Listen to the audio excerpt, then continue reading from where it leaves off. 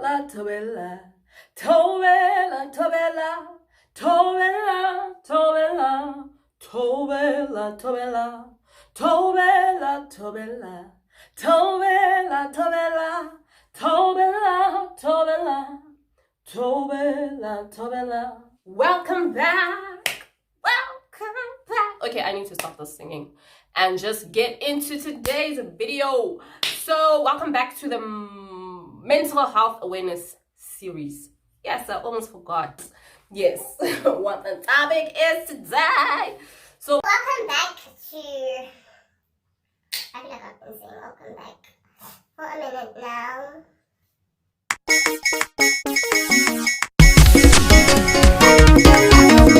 Was born in Managua,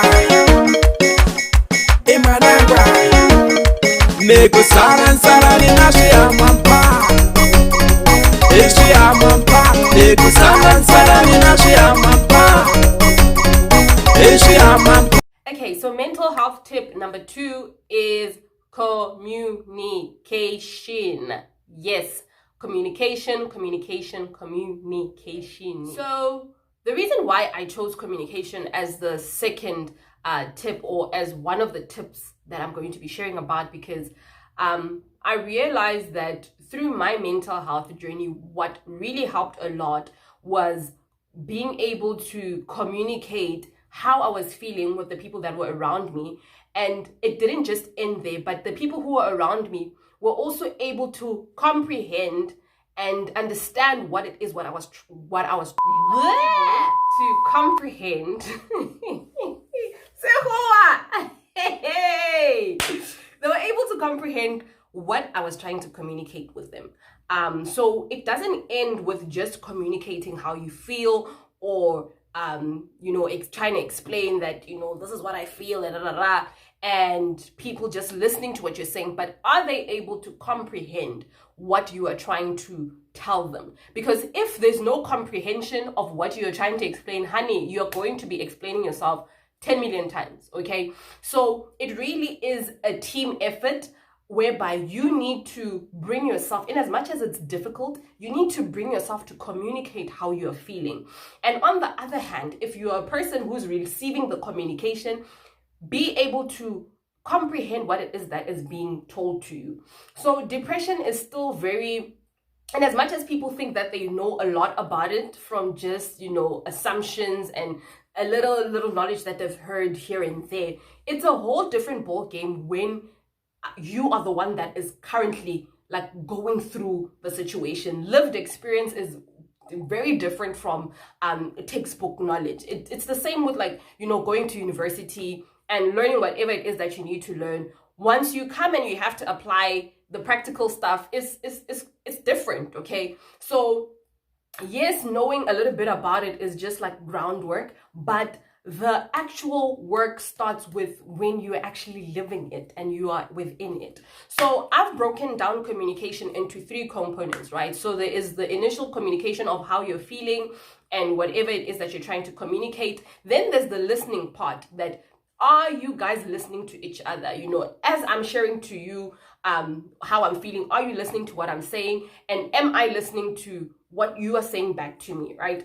And then there's the comprehension part, which I just explained is very important. So, I can listen to you, and listen to whatever you're saying, but if I'm unable to comprehend, then there's going to be a problem. And it's very difficult in our Black communities, because people really still don't want to recognize mental illness as something that's very serious. In most cases, it's either people just plain out say that you're crazy, girl, or it's a thing of it doesn't exist. So I think that when it comes to being able to comprehend what someone is saying, if you feel like you're not fully understanding what the person is going through, it's okay to educate yourself, to say, what, actually, I feel like I really don't fully understand what you're saying, but I would like for you to walk this thing with me, talk me through it, so that I can be able to understand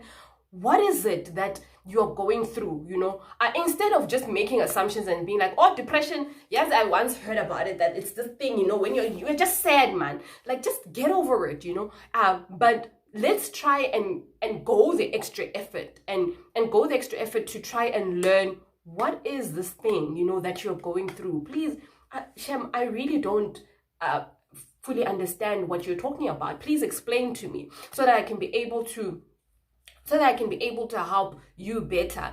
And for a person who is going through the mental illness, in as much as I know it's so difficult, but learn to communicate your feelings and how you're feeling at that specific time, because it's also wrong for us who are struggling with the mental illness to just assume that everyone should know how they're supposed to act around us.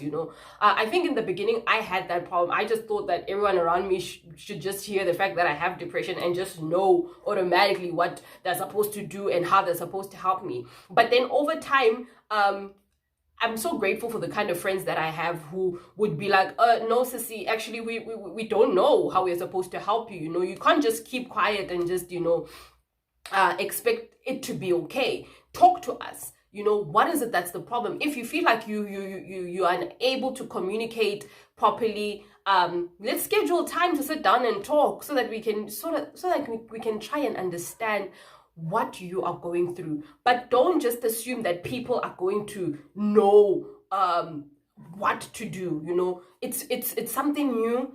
Any illness, I mean, I also learned this through me having TB, and how even though everyone in my family or everyone around me sort of kind of had an idea of what TB was, when it was now hitting home, we had to now go to the drawing board and research and learn about it and be like, oh, okay, so the side effects, something that you never think about, that when you take medication, the side effects, and then you learn about these new side effects that just keep popping up like popcorn out of nowhere.